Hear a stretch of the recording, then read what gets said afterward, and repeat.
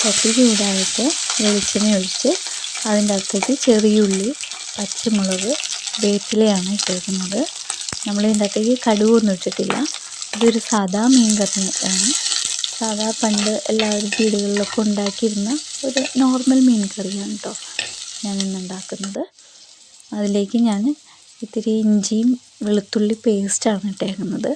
ഇതില്ല എങ്കിൽ നമുക്ക് സാധാ പോലെ വെളുത്തുള്ളിയും ഇഞ്ചിയും ഈ സമയത്ത് ഇട്ടിട്ട് നന്നായിട്ട് വഴറ്റി ആ പച്ചമണമൊക്കെ പോയി കഴിയുമ്പോൾ നമുക്ക് ഇതിൻ്റെ അകത്തേക്ക് ഞാൻ മുളക് പൊടി, മഞ്ഞൾപ്പൊടി മാത്രമേ ചേർക്കുന്നുള്ളൂ. അതും കൂടി ഇട്ട് ആ പച്ചമണമൊക്കെ പോയി നല്ലപോലെ ഒന്ന് മുരിഞ്ഞ് വരുമ്പോഴത്തേക്കും ഞാനിതിലേക്ക് വെള്ളം ഒഴിച്ചിട്ട് 2 കഷ്ണം പുളിയും കൂടി ഇടുന്നുണ്ട്.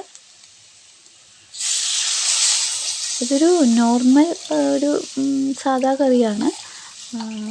അതുകൊണ്ട് ഈ ചാളയുമാണ് ഇതിൻ്റെ അകത്ത് ഇടുന്നത്. അപ്പോൾ ചാളയ്ക്കെന്ന് വെച്ചിട്ടുണ്ടെങ്കിൽ അധികം വേഗയൊന്നും വേണ്ട. ഒരു 2 തിള തിളക്കുമ്പോൾ തന്നെ പെട്ടെന്ന് വേകുന്നൊരു മീൻ കൂടിയാണത്.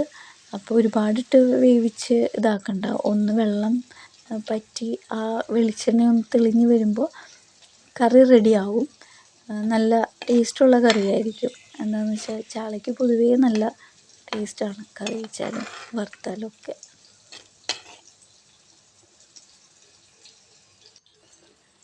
ഞാനിതിലേക്ക് ഉപ്പിട്ടിട്ടുണ്ട്. അത് ഞാൻ കൈയളവിലാണ് ഉപ്പിടുന്നത്. എനിക്ക് ആ ഒരു നോർമൽ ഉപ്പിടണമെങ്കിൽ കൈയളവിൽ എനിക്ക് പറ്റാറുള്ളൂ. ഇത് മെയിൻ ചാളയാണ്. നല്ലപോലെ വെട്ടി കഴുകി വൃത്തിയാക്കിയെടുത്തിട്ടുണ്ട്. അത് ഇത്തിരി നെയ്യൊക്കെ ഉള്ള ചാളയാണ്. ഞാനത് മുഴുവനായിട്ടാണ് ഇടുന്നത്, മുറിച്ചിട്ടില്ല. അത്യാവശ്യം വലിയ ചാളയാണ്, എന്നാലും ഞാനത് മുറിച്ചില്ല. കഷ്ണങ്ങളാക്കാതെയാണ്. ഇതൊന്ന് മൂടി വെച്ചിട്ട് വേവിക്കാം. ഇതിനൊന്ന് വെള്ളം പറ്റി എണ്ണ തെളിഞ്ഞ് വന്നിട്ടുണ്ട്. ഏകദേശം റെഡി ആയിട്ടുണ്ട് കറി. കുറച്ചും കൂടി ഒന്ന് വെള്ളം പറ്റിക്കഴിഞ്ഞാൽ സ്റ്റൗ ഓഫ് ചെയ്യാവുന്നതാണ്. നല്ല മീൻ കറിയാണിത്. എല്ലാവരും ഒന്ന് ട്രൈ ചെയ്ത് നോക്കണം. സാധാ രീതിയിൽ വെച്ചേക്കുന്ന മീൻ കറി തന്നെയാണ്. ചാളയാണെങ്കിൽ നല്ല ടേസ്റ്റ് ആയിരിക്കും. എല്ലാവരും ട്രൈ